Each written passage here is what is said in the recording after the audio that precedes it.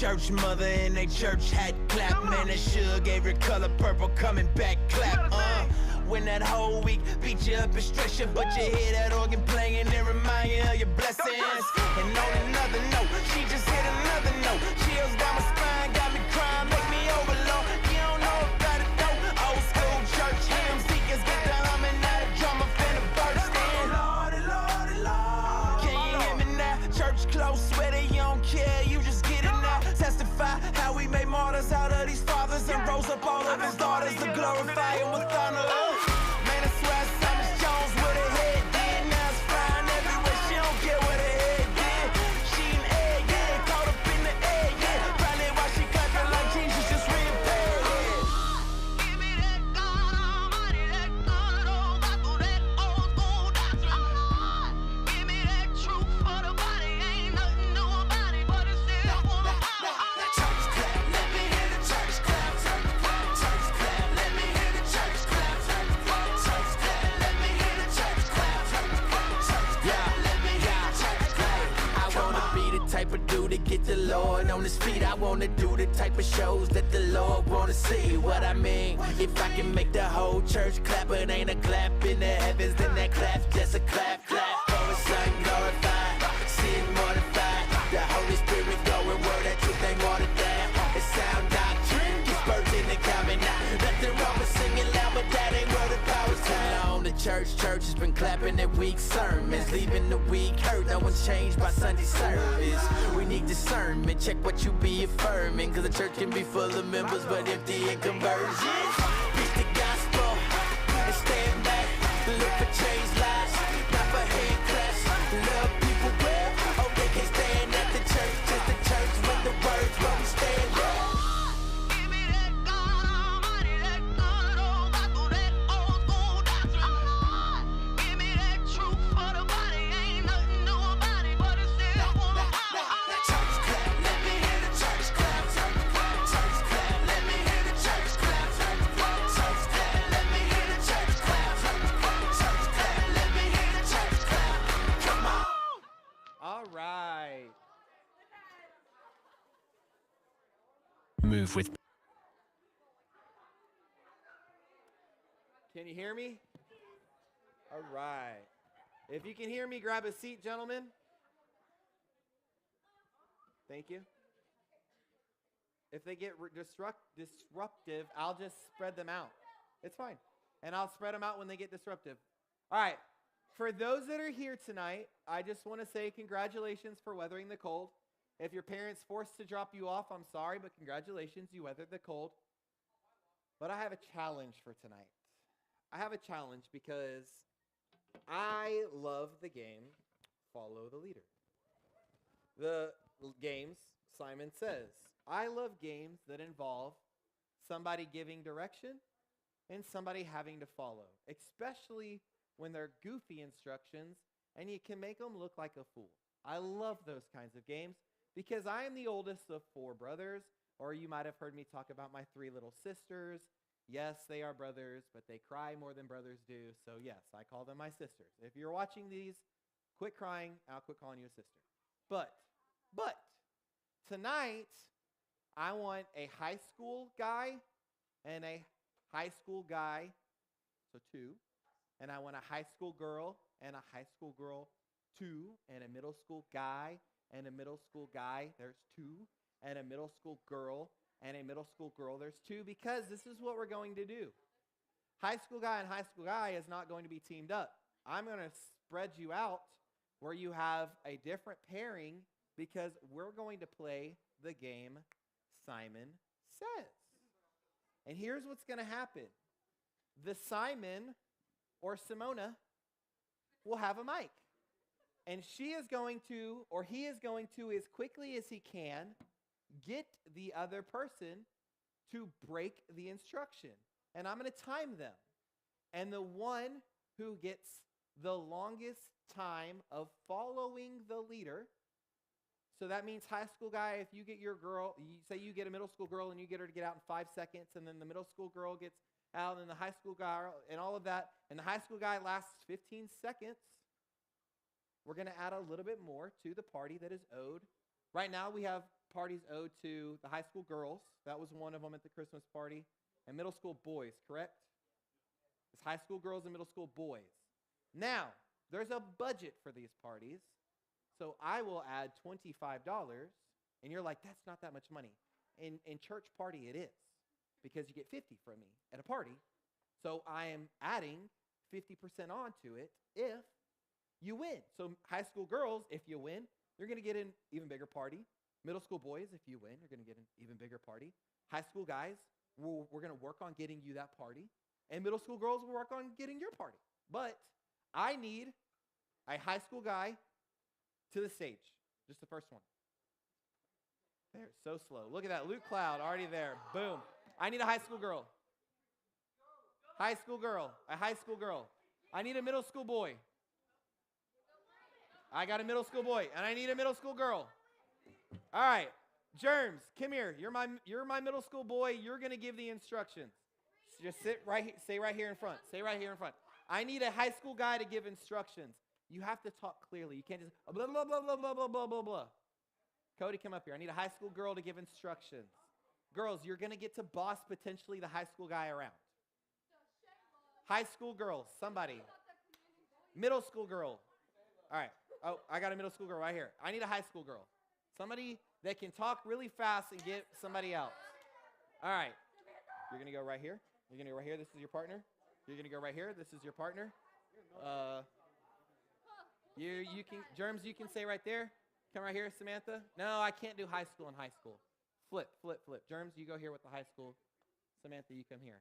All right. So, have we all played the game Simon Says up here? Have we all played the game Simon Says? Bree, you played Simon Says? You played Simon Says? Maybe you played a different version of Simon Says because y'all are Gen Z. Maybe it's what it's Beyonce Says or Taylor Swift Says. I don't know what y'all play anymore. But listen, all right, so if the person giving the instruction says, Simon Says, touch your head. You're the ones doing it, yes. And then Simon Says, touch your feet. Simon Says, touch your hips. Simon Says, touch your shoulder. Touch your hips. Oh, you've played it before. Okay, so I'm going to give a mic to these people. Madison. I got blue mic handed. Blue mic's going to go first. No, I'm going to time. Nope. We're going to get to it. We're going to get to it. Here you go. Here you go. Nope. So stand up. I'm going to start the timer. Okay? And your objective, Cody, your objective is to get her to fail. To fail. Huh? You're going to follow Simon. If she tells me to touch my head and if she tells me to touch my head, if Simon tells me to touch my head and then Simon tells me to touch my foot, do I stop touching my head or do I touch my head? Simon says touch your head, and then Simon says touch your foot, so you can go touch your foot. Stop. Yeah. For the sake of clarity, we'll do one hand. But Cody, you got to speak fast. I know you can speak fast. Are you ready? Okay. Now, here's my deal. Here is my deal. You want to party, so you got to be loud. And you got to cheer on your teammate or be really loud so they can't hear the instruction so that they fail. Are we understood? We want to have fun. You got to realize, just because you're not up here doesn't mean you can't help influence the game for your parties. Whether it's a pizza party, whether it's the Pass the Baby camp out party at Marcella's house, which you're never again going to get to play because Benji is starting to get heavy. You can try to pass that kid around. It's just not as successful when he was like 3 weeks old. Okay? Hey, yeah, he's cute, and he also knows what he's doing, and he's a bum. I love him, but he's a bum. So, are we ready? So this is for the middle school girls. I'm going to start the timer once you start your thing, Cody. You got to get her to fail. You got to get her to fail, okay? Are you ready? Middle school girl, are you ready? All right. You may, Madison, would you do me a favor? I have the timer, but you have the music. Not super loud so we can't hear them, but just so that this room isn't silently awkward. Yes, Lainey. No. So you're going to try to get the boys to stumble. You're going to go until you can't go anymore. Or you get her to fail. Get her to fail in 3 seconds and you're done. No, it's one at a time. All right, are you ready? All right, what? You need to cheer them on because we need the parties. I have a burning hole in my pocket that is my wallet, and I want parties going down because that's how we grow. Cody, are you ready? Do you need to pass it to somebody else? Is there another middle school boy or high school boy qualified to get them to stumble?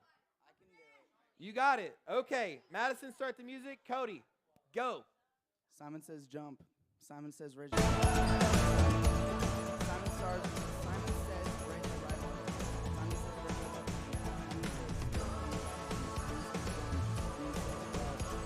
Simon says raise your left arm. Oh, sorry. Angels we have heard on high, sweetly singing. You didn't say Simon says, bro. You said Simon says left arm up. Keep going. Keep going. Simon says jump. Simon says jump. Simon says put down your right arm. Simon says put down your left arm. Put up your right arm. Jump. Oh! Brandon, are we counting it? That was a hat. Nope. Nope. Keep going. Keep going. Brandon said you Simon could. says lick your elbow. Bro, you can't do that. That's impossible. Simon says raise your right arm. Simon says put down your right arm. Simon says put up your left arm. Put down your left arm. Jump. Simon says jump. Simon says crouch. Simon says jump. Simon says crouch. Jump. Oh! Oh! She tippy toe jump. You're gonna say up here. Y'all, no, it was 54 seconds. That was solid. That was solid. Good job, Cody. All right, if you will set the mic right here, you're gonna say right here. You're gonna say right here. All right, Lainey, are you ready? Madison, do you have the music ready? Lainey, go.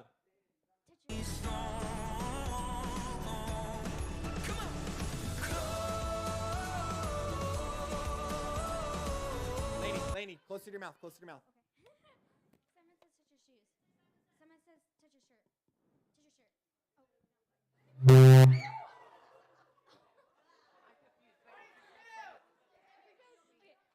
Keep going, keep going. Touch your face. Simon says touch your face. Simon says.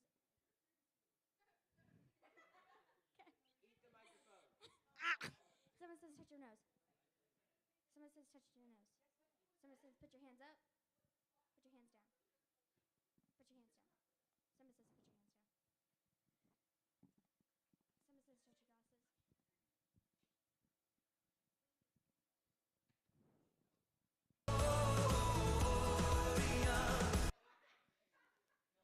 Simon says touch your glasses. Simon says stop. He did not stop. That is true. He's out. Why am I always? He did stop. I'll try. And then he kept going. It was really weird.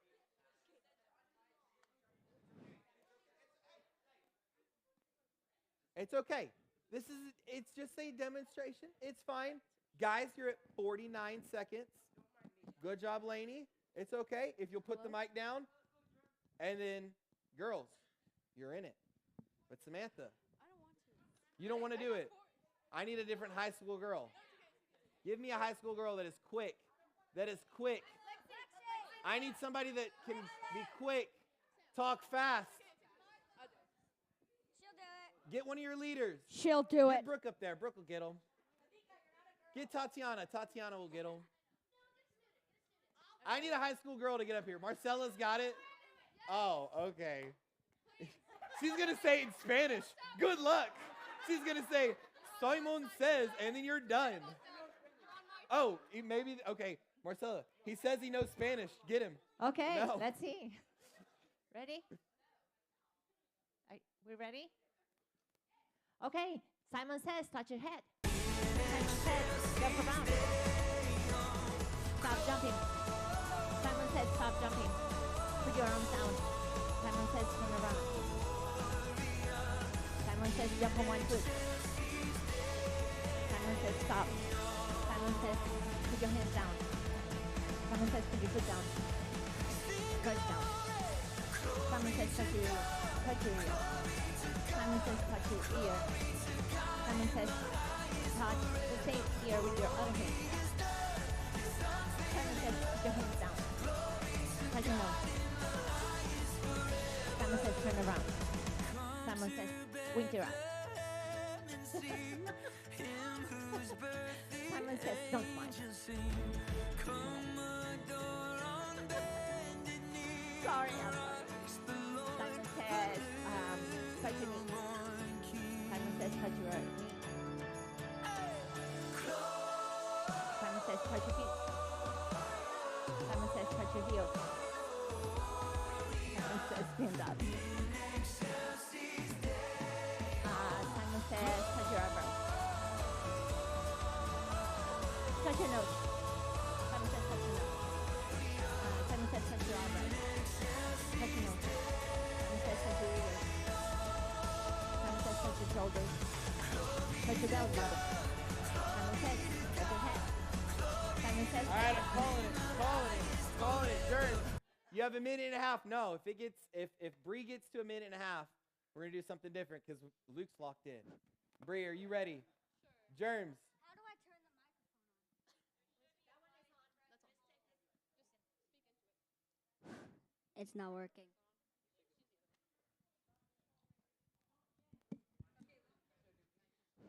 Yep, you're good to hop off. Luke, you're staying up here.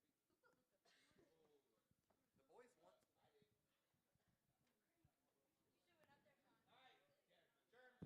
Take it away, brother. Simon says, touch your knees. Touch your toes. Stop, Simon. Simon says, stop. Simon says, touch your feet. Simon says, touch your head.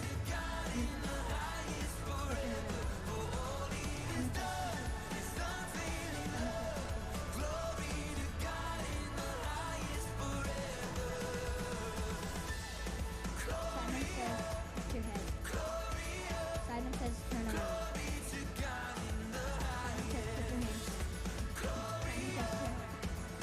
Simon says, crouch.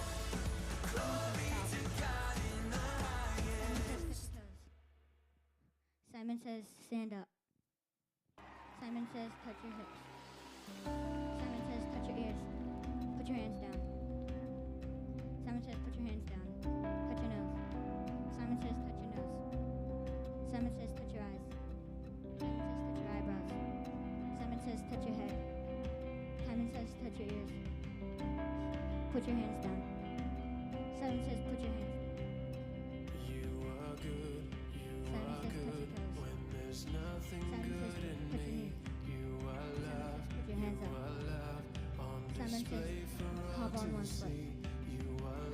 Simon says, put your hands down. Simon says, stop. Simon says, laugh. And that is time. All right, so look, because we will be here all night with these two. All right, I need y'all to go back to back. Oh, yes. Back to back. Oh, you know how this goes.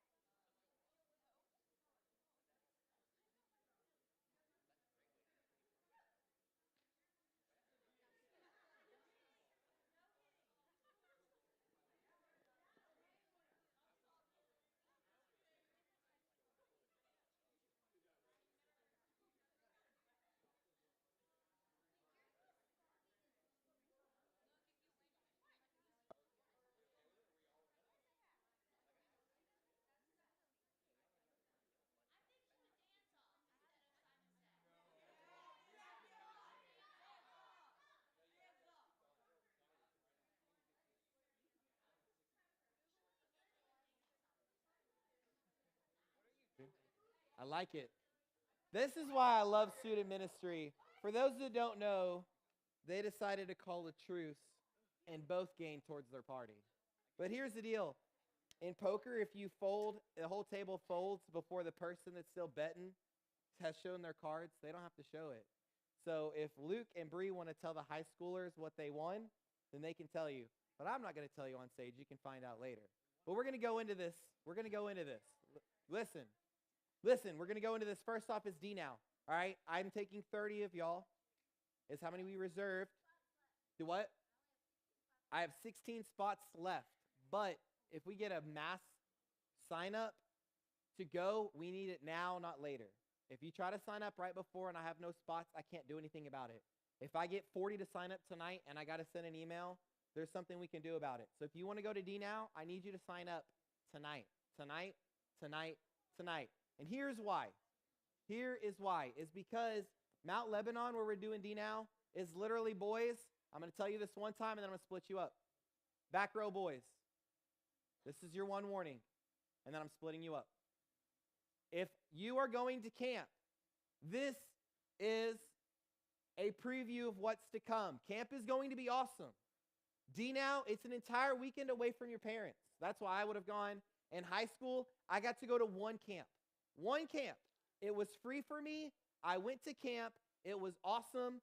I went, played games, played dodgeball, hit the youth pastor in the face with a dodgeball, got in a little bit of trouble about it. I loved it. Please don't hit me in the face with a dodgeball. I love it. I love you. I don't love getting hit in the face. But it was an awesome opportunity for me to experience church life. If you've never gone to something like this, it's a very easy warm-up to camp. If you're not signed up, I need you to sign up. And then we have camp. And camp's going to be crazy this year. And camp's going to be big. Camp's going to be massive. And by the way, I like to win. I like to compete. I like to win. We're going to compete against other churches. I plan on winning. I plan on winning. Coda, what do I plan on doing? Winning. Let's see who's over here not paying attention. Lexi, I plan on winning. Jeremiah.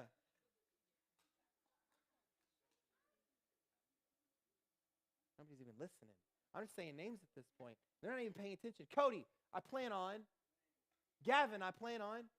All right, I plan on winning, but I need you to sign up to go. Because if I go and hit a sixth grader in the face with a dodgeball to win, I'm going to get in trouble and probably arrested. But if you do it, I'll just apologize that a student did it, and I want to win. I'm just kidding. We're all about love and grace and happiness and joy and winning.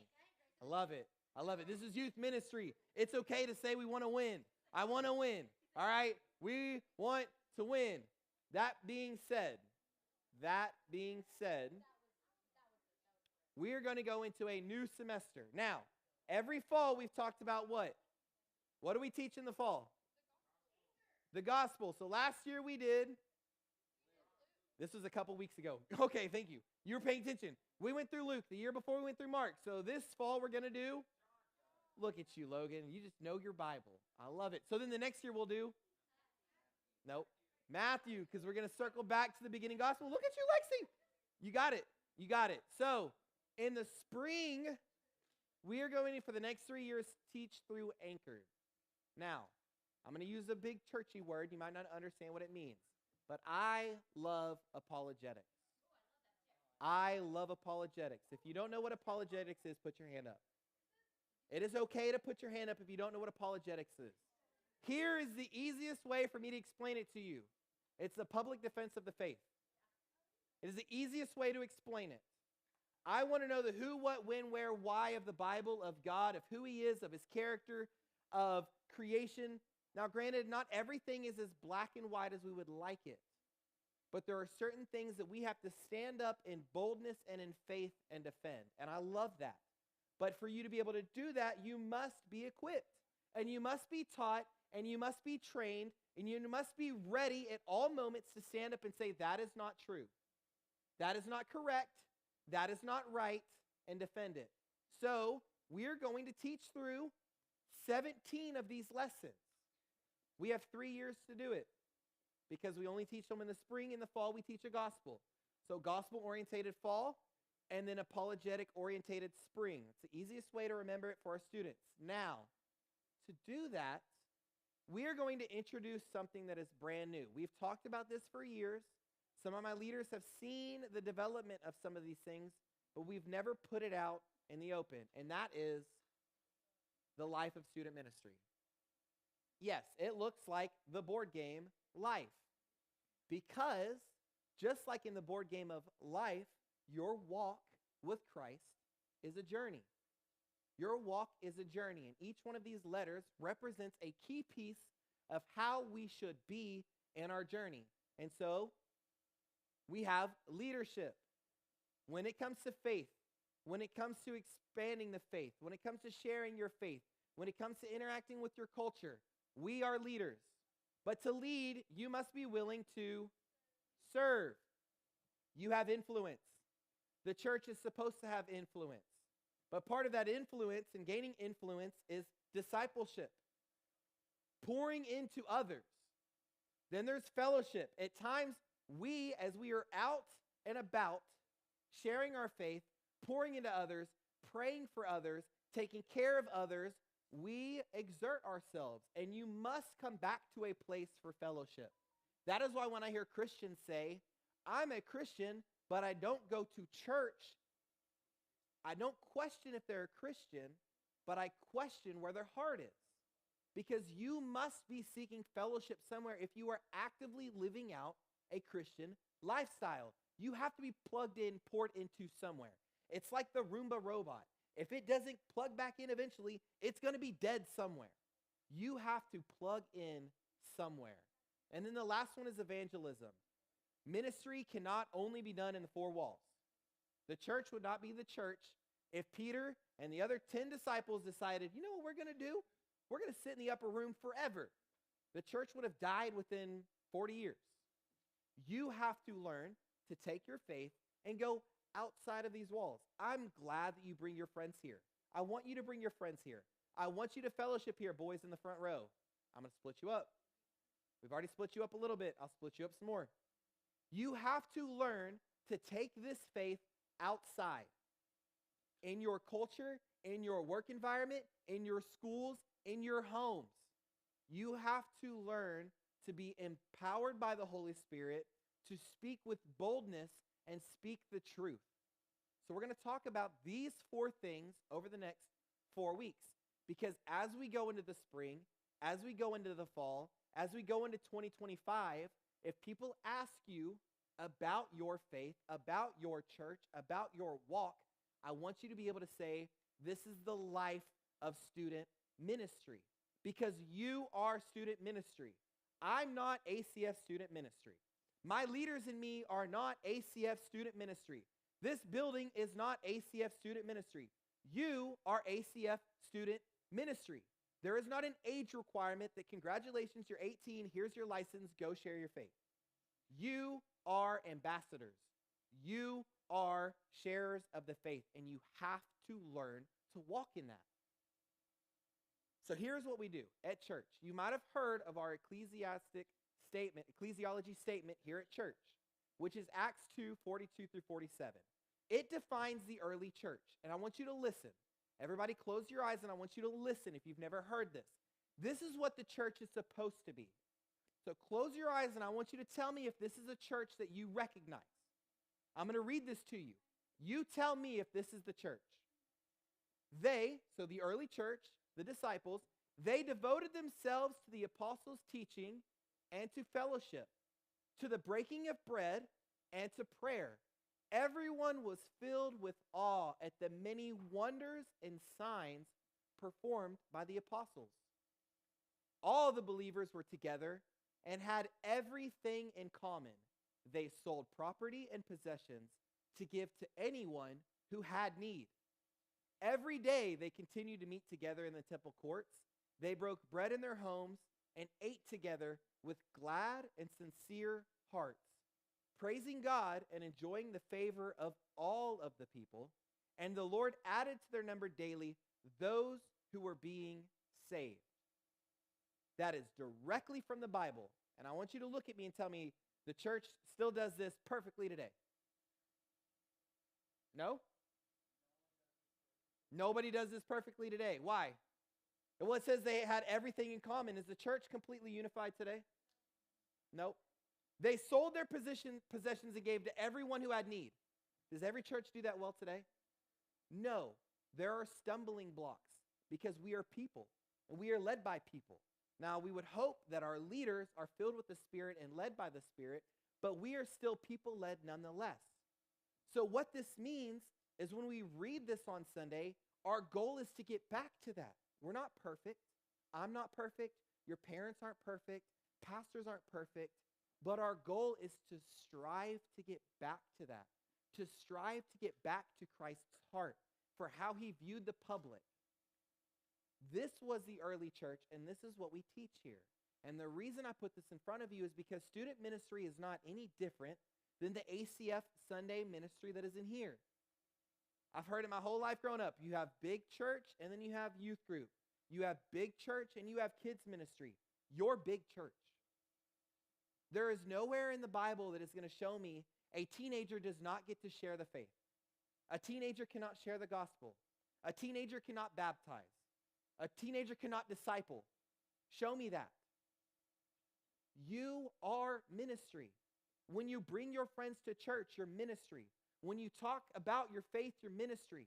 When they are upset in the school cafeteria because their boyfriend broke up with them because she didn't get the right flavored lollipop because middle schoolers are crazy, and you pray for them, it's ministry. It's crazy ministry. Middle schoolers, y'all are a lot. I love you. You're a lot. But your ministry, and you need to walk in that. You're not big church. You're just the adult church. I'm big church too. And you need to walk in that. I'm big church too. Youth ministry is not JV. It's not junior. It's not Walmart Great Value ministry. You are ministry, and be proud of that. Guys, we have seen baptism in this ministry. We've seen salvation in this ministry. We've seen discipleship in this ministry. Why would we be great value? You're not great value. You are ambassadors of Christ. And here's the deal. It's a walk, and there's 9 steps on this walk. Some are very easy to recognize. The first one is introduction. Hey, Logan, let me tell you about why I believe in Jesus. Have you ever had a conversation? Have you ever wondered what's out there? Have you ever wondered why the world is just so ugly and perverse and destructive and evil? I want to talk to you about it. The introduction. Everybody has an introduction. Whether I've been in church my whole life, whether I was a drug addict and I was in rehab and somebody handed me a Bible, whether it was my child died in the hospital and somebody prayed for me, whether it's radically one direction or radically another, everyone has an introduction. The second part is groups. When it's introduced to you, you go to some form of group, whether it's Sunday church, whether it's youth group, whether it's small group, whether it's a home group, you go to groups. The next one is salvation. Somebody introduced to me why I have this hole in my heart. I went to group and I learned about what will fill that hole in my heart. Salvation, my heart is now full. The next one is baptism, right? We talk about that here. Once you have salvation, you go to baptism, right? We're starting to see that this track is pretty easy. Many of you might even say, Luke, I've already done those first 4. That's great. Let's continue. The next one, mentor. Well, what do we do after we get done teaching on Wednesdays? We go to small groups. So there's mentorship. I don't mentor Coda. I don't mentor Grace. But you know who does mentor Coda? Joey. You know who does mentor Grace? Miss Marcella. But it's purposeful. Mentorship is not, what did you think of the lesson tonight? And every time I talk to you, it's only about the lesson.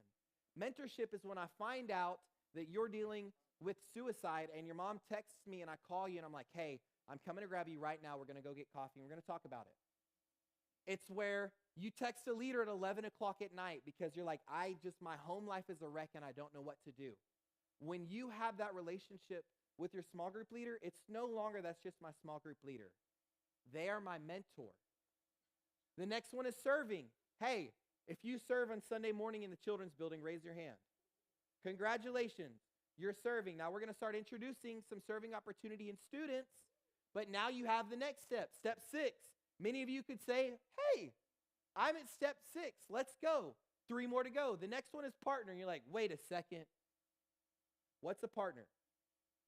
A partner is this. A partner is somebody who not only fellowships here at ACF, but decides that ACF is my church home, and I want to help expand the kingdom through ACF. Where's Xander at? Xander, what did you have to do to become a partner at ACF? What did you go through? Not Launch and Multiply is the one on Sundays. Growth Track. So Xander has gone through Growth Track. So many of you are like, I want the next step. What does that mean? Well, Growth Track is how you do that. Because here's the deal. Your faith should not be, my mom brings me to church. Your faith should be, I wake up and I'm convicted to go to church. I want to go and have fellowship. I want to be there. I want to be a part of it. I love ACF. I love everything you stand for. I want to help grow it. Then great, let's get you in a partnership. The next one is leading. This is not serving. Serving is serving. Leading is, are you leading a small group? Xander has been on stage and taught up here, right? That he's a leader. When we tell you, go talk to Madison, go talk to Xander, go talk to Amaya, go talk to Ananias. Yeah, they were in student ministry, and they took the next step into leadership. It's when you are serving, it's a completely different mindset than leadership. Leadership is holding the other ones in accountability. Hey, I love you, but you're not acting right now. Step up. Leadership. And then the last one is multiplication. Now, we do launching multipliers here. We have one-on-one discipleship here. But once you're a leader, now multiplication is now that, I'm going to use Xander, for example. I did launching multipliers with Xander. Xander has taught with me. I'm really close with Xander. I love Xander like a brother. But Xander's instruction now is not, hey, me and you are going to continue to meet week to week. It's find somebody else to take on step 5 and continue on. Multiplication is you go and find someone else who's been baptized and say, I want to take you to leadership. And then when they get to leadership, guess what you get to do? You get to launch them and say, hey, now that I did that with you, I'm going to go grab somebody else. You grab somebody else. What happens in a church when everybody has a multiplication mindset? You see the church explode like the early church did. So life is what we are going to stand for in student ministry. And there is a card that you're going to get when you go to small group. And I want you to fill the card out. Don't feel ashamed. If you're like, I have not been baptized yet, it's okay to mark baptism. I'm not going to have a board outside for competitiveness of who's at what step. It allows your leader to help walk you through how to get to the next step. So be honest. If you're like, I've not been saved yet, you are at the step for salvation, so we know what to talk to you about. I don't want to continue to talk to you about baptism if you've never even known about salvation. You got to walk before you can run. So tonight, we're going to talk about leadership. And leadership is great, and leadership is fun, but here's the deal about leadership. You have to be equipped. What happens if I just hand a rookie quarterback the keys to the franchise? Logan, does it work? Maybe? What was the Bears' record this year? Okay, they were 4-0. Is that good? Okay, Jaden Daniels is a freak, but his coach does what? His coach built an offense around who? His coach signed players to protect who? He created a scheme to protect who? When you look at these rookie quarterbacks that are successful, they have a scheme in place. But the Bears quarterback is just like, hey, go out there and win for us. He has a terrible offensive line, and for those that don't know football, just know this. There was a guy that was signed that was supposed to be the next Patrick Mahomes, and he's nothing like him because he's not protected. They didn't equip him right. So here's why I say this. For New Year's Eve, I had the wonderful opportunity the day before to be given a day off of work. My boss didn't dock my pay. He didn't burn any option days. He just said, do you want the day off? And I said, I would love the day off to have with my family. And he said, take it. I love you, Luke. You've been working really hard for me. I was new in the position. Enjoy your time. So I was like, you know what I'm going to do? I'm going to take my boys. Now, Joey, was it cold New Year's Eve? It was below 30. So it was cold for my 9-year-old, my 8-year-old. They would say it was freezing. I decided to take my boys in freezing weather to go camping. So Lucas and Aiden, we grab our 4-man tent, and we grab the sleeping bags, and I grab a quilt, and I'm like, let's go camping. I've never taken you camping.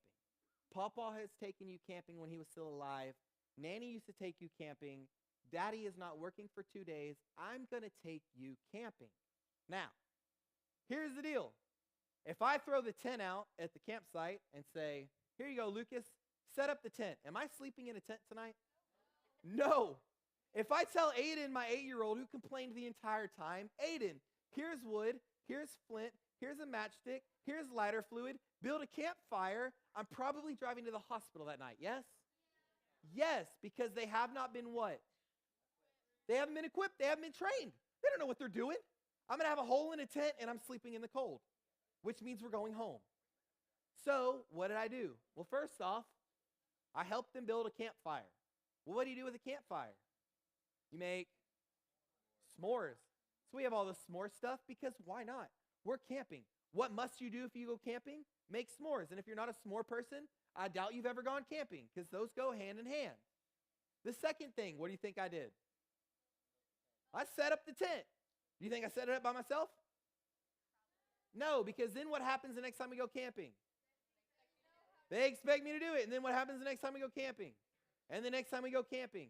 So I taught them how to do these things. Why? Because for them to be successful camping, they must be equipped. Wait a second. That sounds like ministry. For you to be successful, I should equip you. I should disciple you.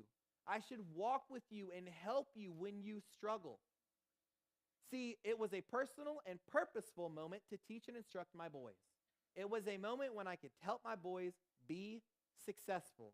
And this is why we talk about this. I was leading my boys, but as I was leading them, what was I actively doing? Building the fire. As I was setting up the tent, I was setting up the tent. Well, why is this so important? Well, let's look at Jesus' last night with his disciples. Let's look at the last night that Jesus instructed, discipled, and taught his selected, at this point, or there's still 12 at this point, the 12, granted he gets betrayed, so there's really 11 that are going to take this equipping to heart. When he had finished washing their feet, hold up, he had finished washing their feet, Jesus was washing his disciples' feet. Now, who is Jesus?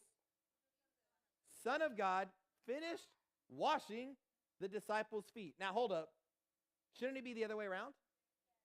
Yeah, Jesus is the Son of God. Jesus is the rightful king. Jesus is everything, and yet he's the one washing the disciples' feet. Goes on to say, he put on his clothes and returned to his place.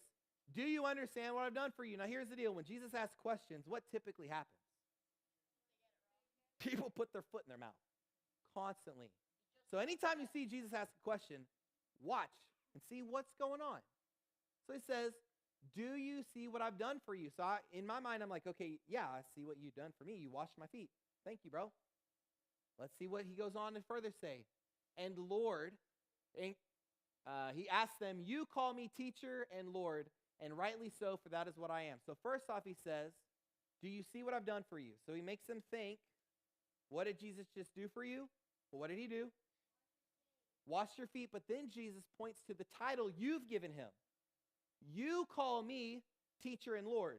So as you recognize me as teacher and Lord, and I've washed your feet, you have now see that the king and the Lord and the teacher that you serve has washed your feet. He's pointing to the fact that is serving leadership. Now that I, your Lord and teacher, have washed your feet, you also should wash one another's feet. I have set you an example that you should do as I have done for you. So Jesus says, you realize I just washed your feet. You call me your Lord. I'm telling you that as somebody that has rightful authority over you, washed your feet. You, when you have rightful authority over others, will wash others' feet. You see what Jesus is connecting in this moment? He's showing you, I'm going to walk you through not just what I preach, but what I do. Don't do as I say, do as I do. Now, in this moment, both are the same, but Jesus is giving you a representation of what it would look like. Very truly, I tell you, no servant is greater than his master, nor is a messenger greater than the one who sent him. Now that you know these things, you will be blessed if you do them. So, you realize I washed your feet. You call me Lord. You need to do these things. Oh, by the way, if you do these things, you'll be blessed. Because how many people are like, what do I get out of it? I know there's people in here that every time somebody asks you to do something, the first thought in your mind is what? What am I going to get out of this? When my dad was like, hey, the true story, I get my license, right? And my dad says, go pick up your brother and bring him home because I lived with my mom, my dad, and my brother lived with my dad. And so my mom on Fridays would say, hey, go pick up your brother. And I'm like, no, I don't want to pick up my brother. She's like, go drive to Arlington and pick up your brother. I'm like, I just got out of football. Leave me alone. I'm not picking up my brother. And then Lord, I can take your keys away from you. Go pick up your brother. I get in the car. I drive 40 minutes to get my brother. Drive 40 minutes to bring him home. So I've just wasted my Friday night going to get my brother. And then guess what would happen Sunday night? My dad, hey, bring your brother home. No, bring your brother home. I'm not doing it. I'm not going to pay for your insurance. Come on, John. Slam the door, drive 40 minutes to my dad, drop John off, drive 40 minutes home. I was so sick of it, but I got something out of it. I didn't get grounded for my keys, and my insurance was paid. I was that same person. And so Jesus in this moment is like, hey, you're going to be blessed if you act this way, if you do these things. Because there are those people that are like, I need to know I'm going to get something out of it. So, where do we see this biblically? Where do we see purposeful, one-on-one discipleship, leadership, the calling? We see it in Elisha to Elisha. It's purposeful, equipping the next prophet. Hey, you are who has been called, and I'm going to walk you through this, and I'm going to walk with you hand in hand, and I'm going to equip you. Where else do we see this? Moses to Joshua.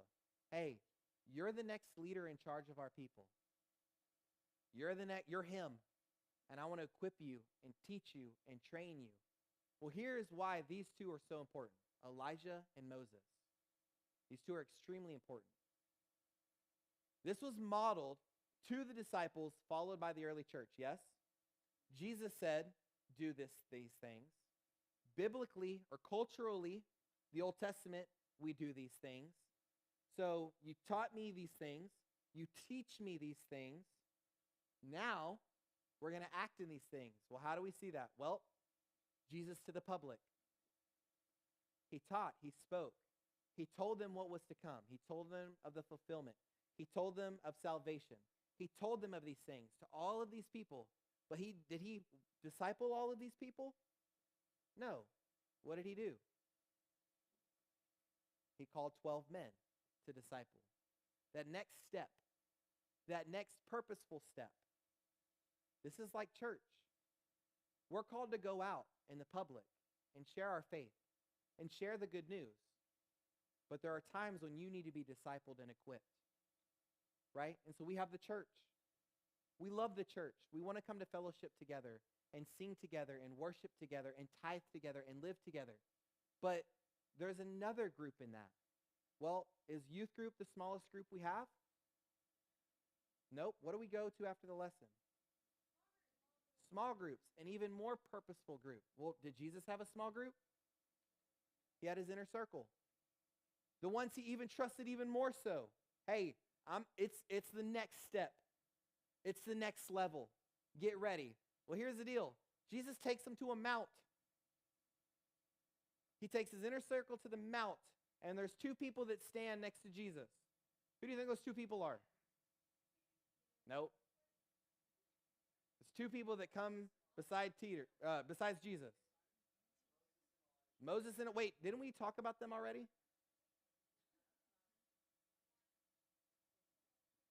We talked about those two already, right? Cody, who's next to Jesus? Okay, so the prophet and the law. The prophet and the law, the two that we recognize purposeful discipleship, is then modeled to Jesus' inner circle with him on the mount. So you start to see how the Old Testament even more plays into Jesus. So Jesus has taught you about their culture and their history and the law. Then Jesus takes his inner circle to the mount in which it's lived out of those two by him. And then Jesus goes and dies, and the night before he dies, he tells them, you are going to do this same style of servant leadership. And then in the New Testament, you get Paul to Timothy.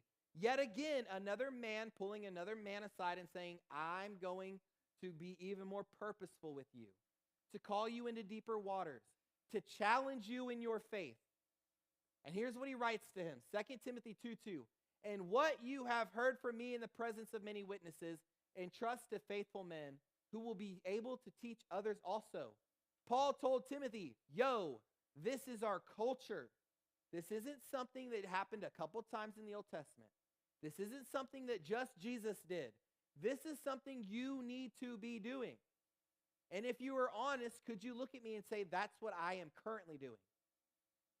Could you say, I am currently in the presence of many witnesses, entrusting to faithful men or women, faithful women, who will also be able to teach others also. Are you calling others in your life to this walk? Now, don't think I have all the answers.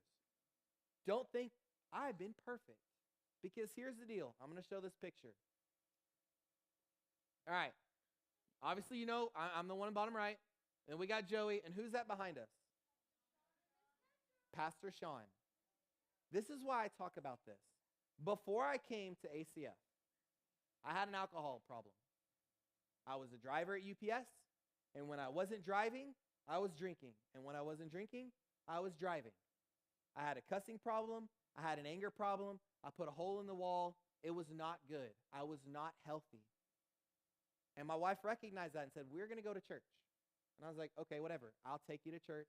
We've been to church my whole life. I'll go sit in church. It's not that big a deal. And then I came to ACF. And the first week I was here, Pastor Nathan talked about working at UPS and the F-bomb culture, and it perked up. I was like, wait a second. I work there. I'm going to give this church a shot. And then I met Sean. And Sean challenged me. And Sean met with me one-on-one. And he heard my story. And he realized there were some problems in my life that I had never confronted and I had never approached. And I have hatred towards my mother. And I had hatred towards my father. And because I had hatred towards those people, I always had a way out with Michaela. And because of that, he was like, these need to change. And he challenged me. Now, granted, when he told me to forgive my mother, I didn't talk to him for a week and a half. If you don't believe me, go ask Pastor Sean.